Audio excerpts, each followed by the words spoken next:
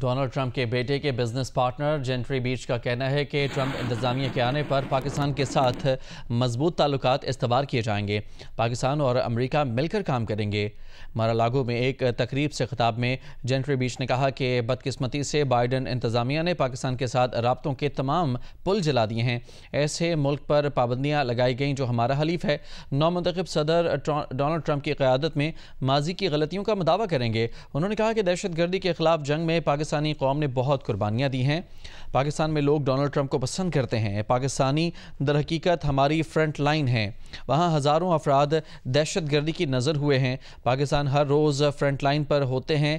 وہ صرف امن چاہتے ہیں۔ پاکستان کی قیادت امریکہ کے ساتھ برابری کی سطح پر تعلقات کی خواہاں ہے۔ پاکستان نے کمپنیوں پر پابندی لگنے کے سبب بائیڈن انتظامیہ کی مذمت کی ہے۔ ہمیں ان غلط فہمیوں کا ازالہ کر کے معاملات کو درست کرنا ہوگا۔